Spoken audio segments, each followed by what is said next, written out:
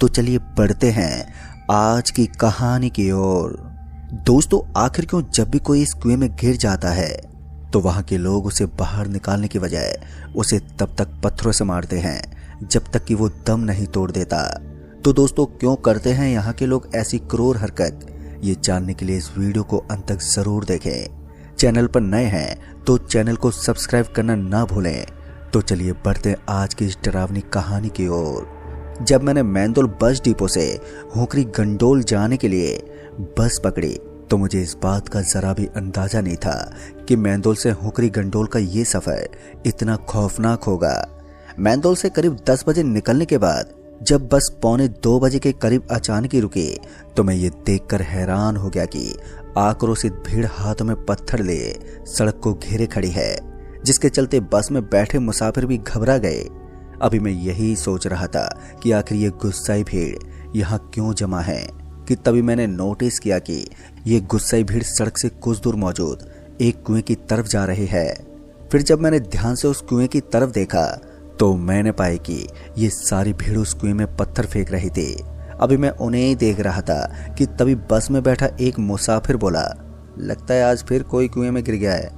अभी उस मुसाफिर ने यही कहा था कि मैंने उस मुसाफिर से सवाल करते पूछा, अगर कोई सच में कुएं में गिर गया है तो फिर ये लोग उसे बाहर निकालने की जगह पत्थर क्यों फेंक कर मार रहे हैं। मेरे सवाल करते ही उस मुसाफिर ने कहा, मुझे ज़्यादा तो कुछ नहीं मालूम, पर इतना मालूम है कि आज तक जो भी इस कुएं में गिरा उसे बचाने की जगह उसे पत्थर मार मार कर उसे मार दिया गया है। यहाँ के लोगों का मानना है कि इस कुएं में गिरने वाले के अंदर शैतान समा जाता है, जिसके बाद वो एक बहसी हो जाता है और शायद यही वजह है कि उस कुएं में गिरने वाले के साथ ऐसा दुर्व्यवहार करते हैं। दोस्तों, उस मुसाफिर की पूरी बात सुनने के बाद मैं सोचने लगा कि आखिर किस मानसिकता में जी रहे हैं ये लोग। वे वजह ही किसी की भी जान लेने से नहीं कतराते। अभी मैं उस भीड़ की तरफ देखते हुए यही सोच रहा था कि इतने में बस हॉर्न देते हुए वहां से आगे निकल गई। फिर तकरीबन 5 बजे के करीब बस ने मुझे हुकरी गंडोल के बस स्टॉप पर छोड़ दिया। चूंकि यहाँ मेरा महज 2 घंटे का ही काम था, इसलिए मैं शाम के 7 बजते बजते अपने काम से फ्री हो गया और वापस मैंदोल जाने के लिए बस स्टॉप पर पहुंचा। पर वहां पहुंचकर पता चला कि मैंदोल जाने वाली बस के इंजन में खराबी आ गई है, जिसके चलते अब वो बस नहीं चलेगी। पर एक बस अभी भी थी जो डायरेक्ट मैंदोल तो नहीं जा रही थी, पर वो कुसेला बाजार तक मुझे छोड़ देती, जहां से मुझे मैंदोल के लिए दूसरी बस मिल जाती।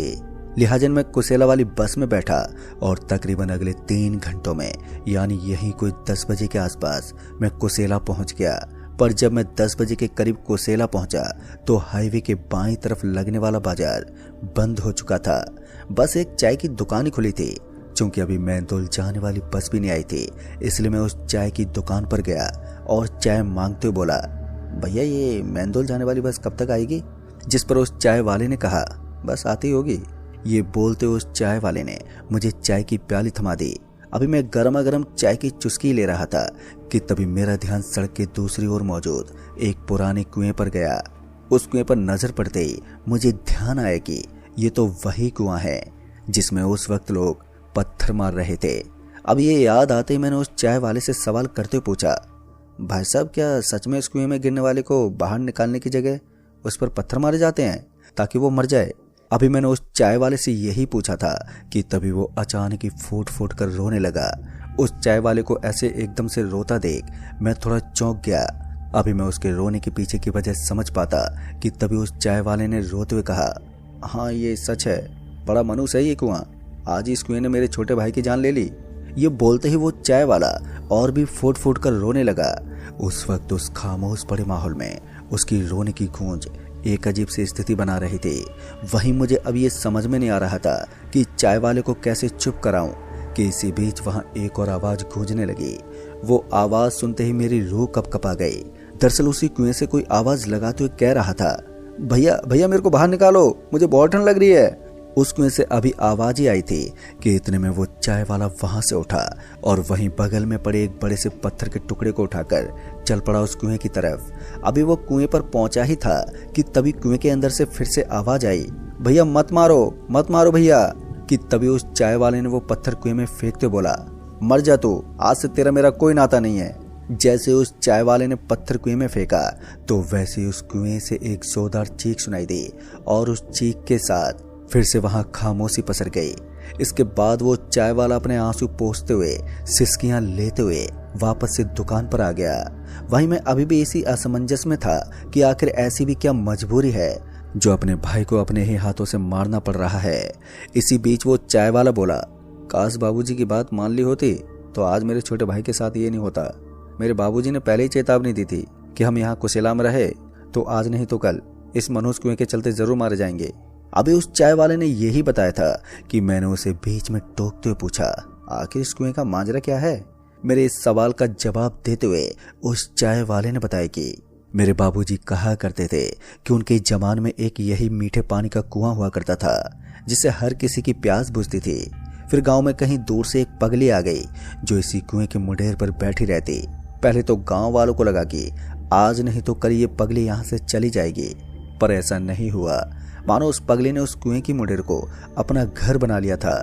फिर एक रोज जब गांव वालों ने उसके गोद में 3 सिरों वाला बच्चा देखा तो सबके प्राण सूख गए, क्योंकि ये पहले ही मर्तबा था जब गांव वालों ने कोई ऐसा बच्चा देखा था जिसके 3 सिर हों। ऊपर से उस बच्चे की तीनों मुंडी बहुत ही भयानक थी। एक सर के चेहरे पर आंखें नहीं थी और वहीं बीच वाली मुंडी के चेहरे पर मुंह नहीं था और तीसरी और आखिरी मुंडी पर कुछ भी नहीं था, ना आंखें ना नाक और ना ही मुंह, जिसके चलते अब सभी गांव वाले उस पगली के करीब जाने से भी कतराने लगे। पर दोस्तों दिक्कत ये थी कि वो उस पानी के कुएं के आसपास ही उन 3 मुंडे वाले बच्चे के साथ मंडराती रहती, जिस वजह से गांव वालों को कुएं से पानी भरने में काफी परेशानी होने लगी।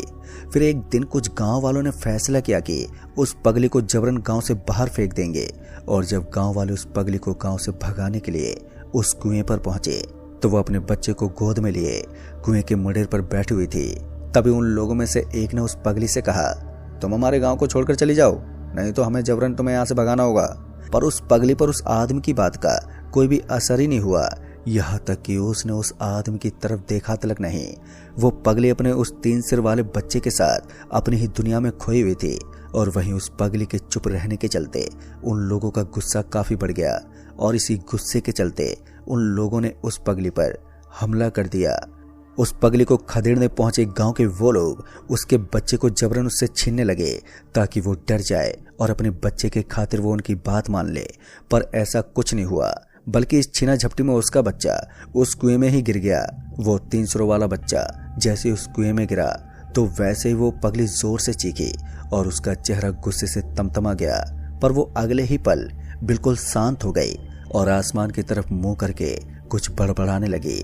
उस औरत को ऐसा करता देख उसे खदेड़ने पहुंचे वो सभी गांव वाले उसी वक्त वहां से भाग गए।